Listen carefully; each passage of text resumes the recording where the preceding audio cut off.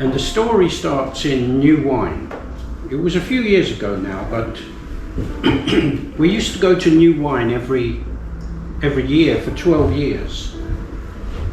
And New Wine is a week-long festival in a big field with several thousand people, and the day is full of services, seminars, teaching, ministry. It's quite intense. And my experience of New Wine over 12 years was that whenever we went there, and we used to go as a family with Mark and Janet and the two grandchildren and Mina,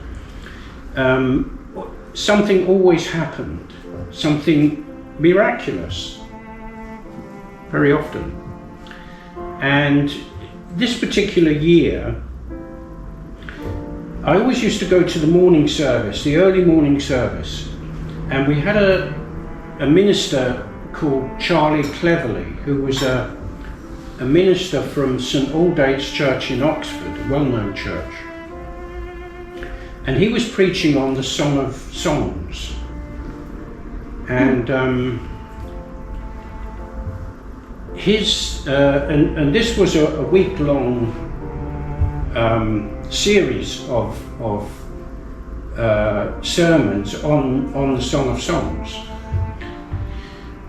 And throughout the week, things happened. He got everyone to speak in tongues one particular morning. And there was a cacophony of sound where 200 people were in this room, and everyone was speaking in tongues. It was amazing.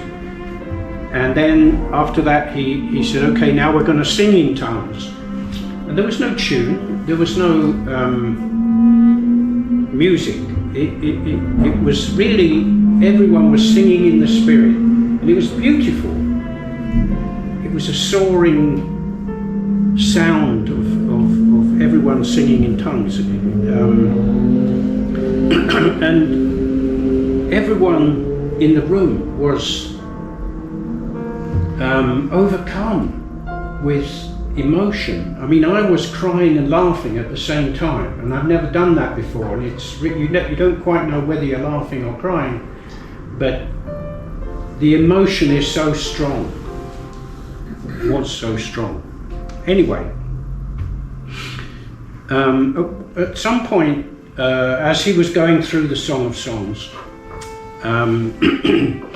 there's a passage in it, I think it's in verse 1, chapter 1, verse 5, where it says, it talks about a sachet of myrrh.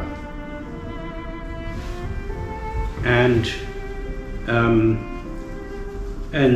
he said to everyone, I pray, these were his exact words, I pray that each one of you in this room will receive your sachet of myrrh. And I thought, it's a big ask. But after New Wine, I went back to work. I was working at the school, cleaning, and we had a manager there. And I was working in the art block this particular time, and the manager came over to see me. And it's not something she ever did. I mean, she always just sat in her office all the time. And there was no particular reason why she came over. But she came, and we were just chatting. And as we were chatting, and I don't know how this happened, the subject of myrrh came up. I mean, I don't know how that's possible. It's never happened before, but it did anyway. So she said to me, I'd just come back from Oman in the Middle East, and she said, I brought some myrrh back with me. Would you like some? And I know I said yes, of course I would actually. So the next day, she brought, you know, those little plastic bags that the banks use to put money in. She gave me one of those, and it had, you know, myrrh inside. And she said, "Here you are, here's the myrrh."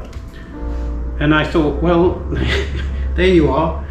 I've got my sachet of myrrh, which I couldn't really believe it, but it happened. It was there. Unfortunately, I don't have that sachet of myrrh anymore. It was a few years ago. I don't know what happened to it. Possibly Mina may have, done something with it, which she normally does, if I've got anything lying around. And so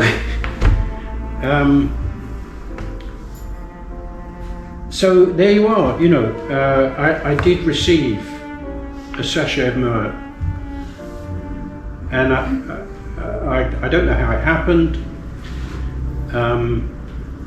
but it did happen. In case, myrrh is a resin.